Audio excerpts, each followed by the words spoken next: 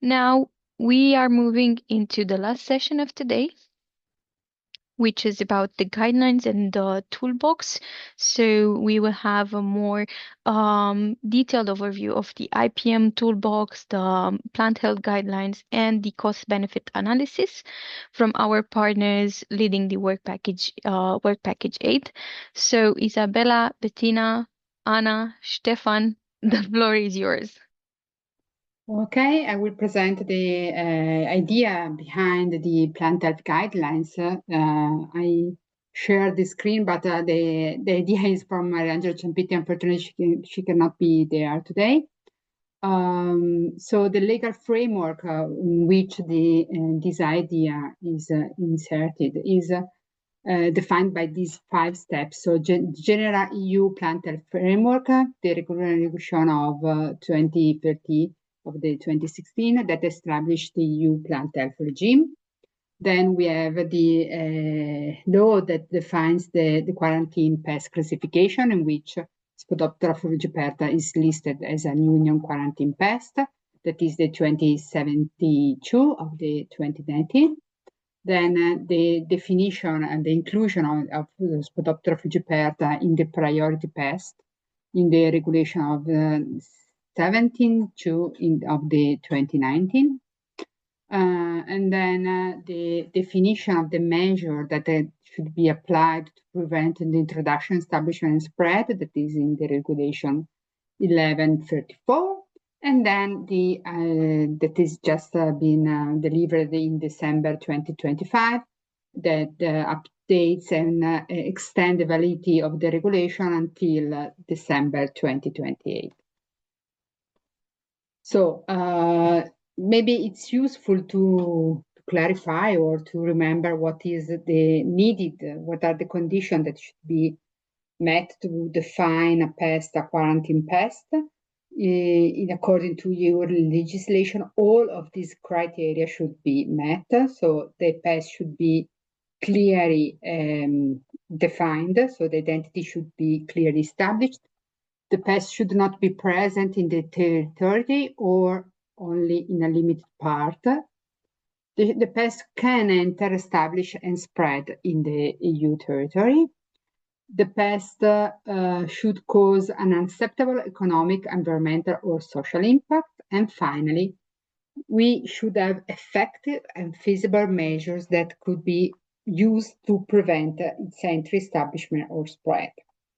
As already said, the Spodoptera frugiperda actually met this condition according to EU, and so it has been inserted in the pest priority. This list should be updated briefly, and we don't know if we will find we will still find Spodoptera frugiperda in this list. What is a phytosanitary measure? It is an official procedure that is designed to prevent pests and disease from threatening plants and agricultural ecosystem globally.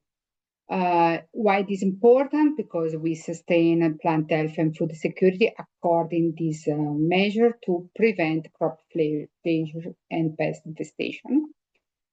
One of the objectives of phytosanitary measure is to facilitate international trade and to reduce the risk of spread of pests, meanwhile, through the contamination in export and import. And then the last objective is to protect biodiversity. Who are the main actors of phytosanitary measures? Are the National Plant Protection Organization and PPOs. They enforce plant health regulation through inspection, certification, and quarantine oversight. They implement the surveillance system, including field survey and lab diagnostic, but we will see later. They are in charge of international collaboration to try to limit, where possible, eradicate the pest spread. And they are in charge of the capacity building and training.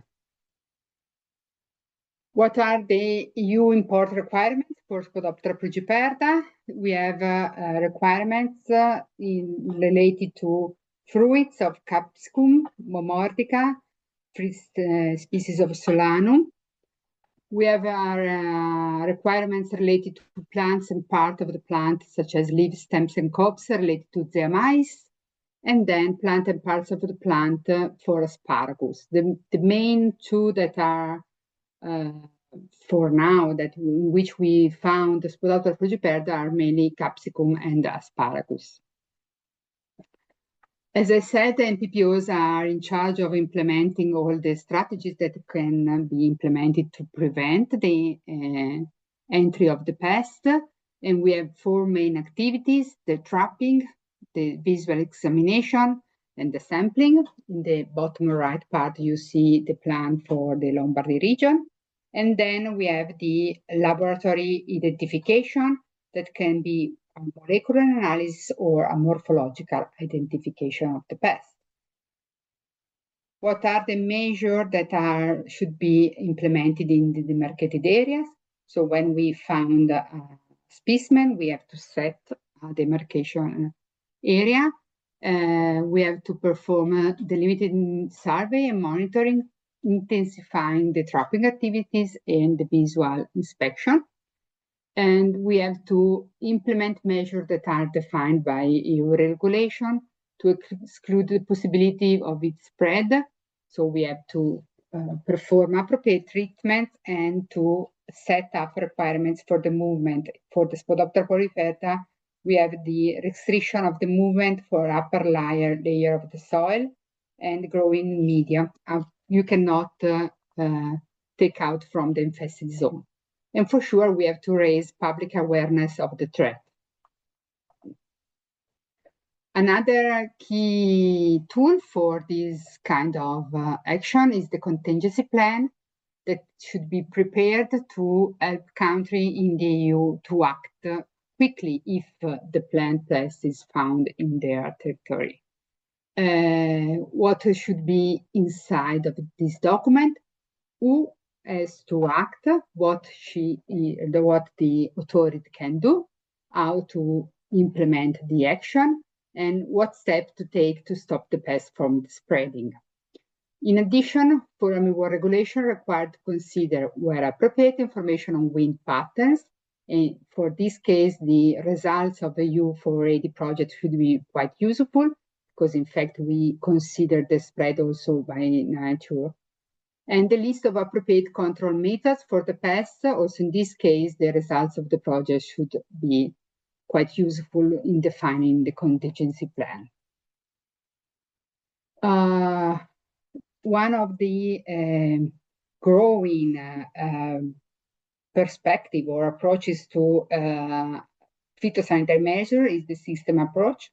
Now, more and more in more and more occasions, we don't ask to apply just one measure, but a combination of the measures. So, for example, at least 2 between a long list of measures.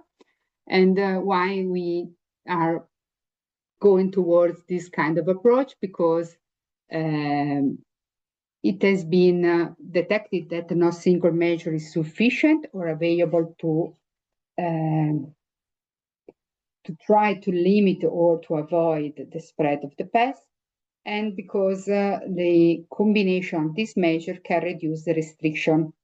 So when we cannot avoid, but we have to implement the restriction, the combination of this measure can limit the impact of this kind of restriction.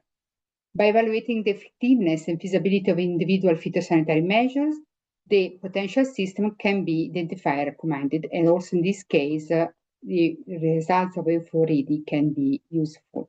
So what is the best response that EUFAWREADY can give in this context? We think that we will arrive to deliver the plant health guidelines for Spodoptera frugiperda.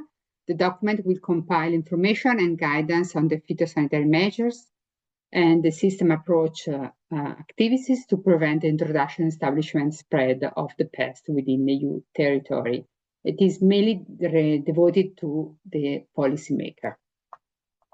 The document will exploit the results of the cost-benefit analysis that will be carried out by JKI within the project. Thank you. Thank you, Anna. So now we move to Bettina, right? And Isabella. Yes, Okay. thank you. Great. Thank you. I'm sharing my screen.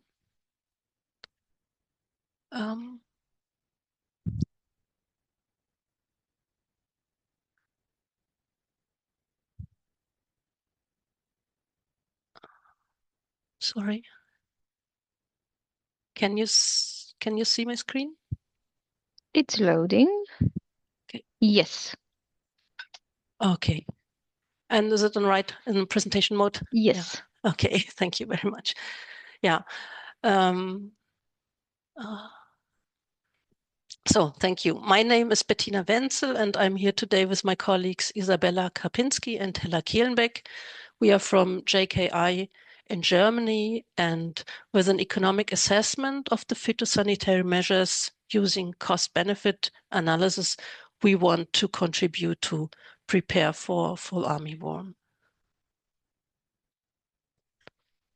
Our goal is to assess phytosanitary measures regarding their costs and benefits to prevent, eradicate, and contain an outbreak of fall armyworm in Europe, with a focus on maize production. Cost and benefits of phytosanitary measures can only be derived by a comparison to a baseline scenario without measures. So the baseline scenario is defined as do nothing. That means no implementation of phytosanitary measures. And the control scenarios with phytosanitary measures are currently still being developed and discussed. So we are showing today idealized, simplified scenarios here. As I just said, the baseline scenario, we assume that no additional phytosanitary measures are implemented. We assume that an outbreak of fall armyworm leads to yield damage and yield losses, and also effects on the market regarding changes in supply and demand. On the benefit side, we would have no additional costs for control measures. In the prevention scenario, we assume that a combination of selected phytosanitary prevention measures is implemented. And the assumption is that we reach a 100% efficacy of measures. Therefore, there will be no outbreak of fall armyworm. On the cost side, we have governmental costs. And on the benefit side, we assume that the economic and environmental impact of pest introduction can be avoided. The costs and benefits of this scenario will be calculated for relevant European countries. To illustrate the effects of phytosanitary measures, we have adapted the results from another study here. We see a slow onset of spread and damage of the pest, so the worst case scenario will not likely be reached in the first year of introduction, but the losses may occur over longer time periods, here illustrated by the red curve. The time frame is not known yet, of course, but the spread and damage will be modeled in Work Package 3 based on the biology of fall armyworm and on the climate scenarios. We assume here that after 5 years, the damage rises, and after 15 years, the damage is high if no measures are implemented. Therefore, the effect of the prevention measures is illustrated by the green line. And the avoided damage due to the prevention measures, which is the benefit, is illustrated by the green area below the red curve. In a second control scenario, we assume that the introduction of fall armyworm cannot be fully prevented, but that there will be outbreaks of fall armyworm. And in this scenario, a combination of phytosanitary prevention measures and eradication measures will be implemented, with the result that the outbreak can be eradicated. And for this scenario, we need assumptions on the efficacy of the measures. Here, the prevention measures are not 100% effective, but we assume that the eradication measures are 100% effective. In this case, we have higher costs for phytosanitary measures, but also for the farmers. And on the benefit side, we have the prevention of the spread of the pest. Here we see an illustration of the eradication scenario. What happens if we apply prevention measures, but then we have pest outbreaks nonetheless that need to be eradicated? From our benefits, we must now deduct the damage or costs caused by the outbreaks. So the cost-benefit analysis will have different results for this scenario when we compare it to the baseline scenario.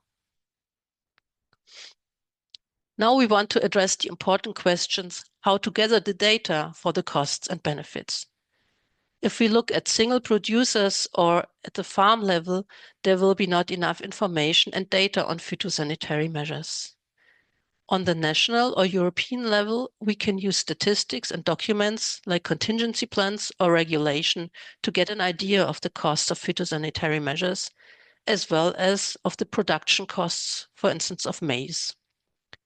However, in every case, it is very important that we get input from you, from the stakeholders in different European countries that are implementing the phytosanitary measures.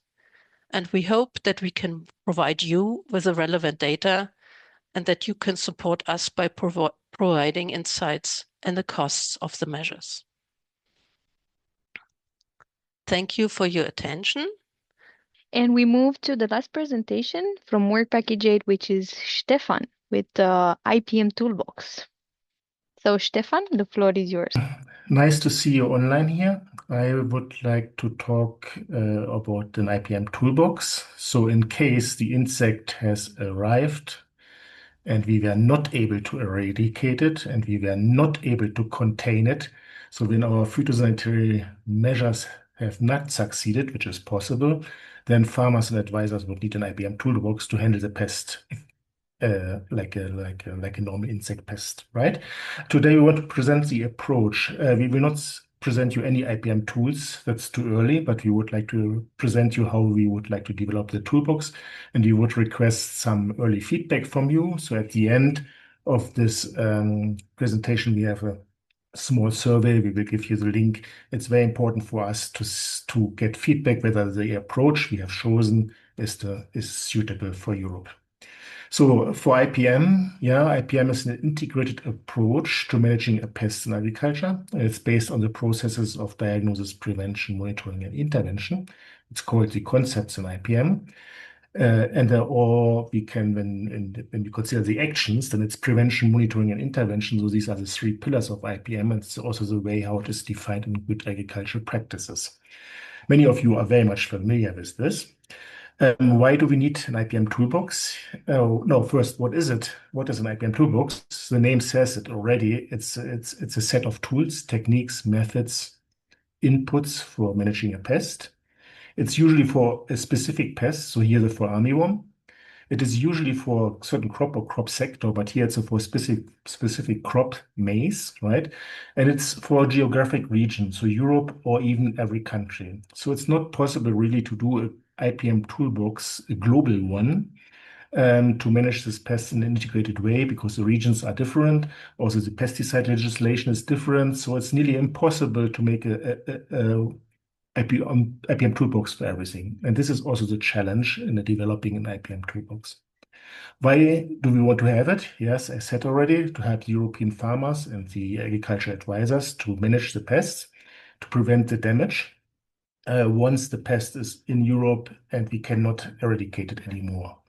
And also the other big aspect for us is here to reduce the impact of, or the expected impact of pesticides. We know from other world regions that there were a heavy influx of pesticides suddenly when the Fall Armyworm arrived.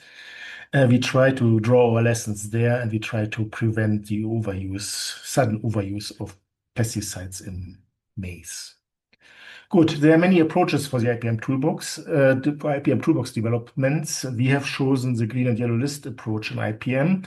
It's based on technical guidelines of the International Organization of Biocontrol, IOBC, and it uses a traffic light system from green actions, which are safe, and then the yellow actions, which are where you have to pay attention, where are restrictions, and the red ones, which we should not do.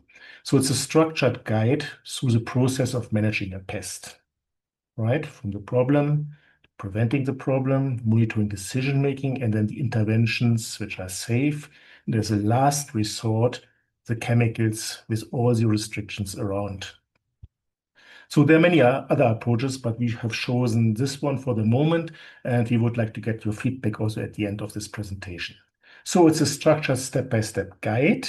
We will not present here today all the IPM tools because they're not ready or only partly ready. But yeah, as I said, there's the prevention, which are the agronomic practices and the genetic practices.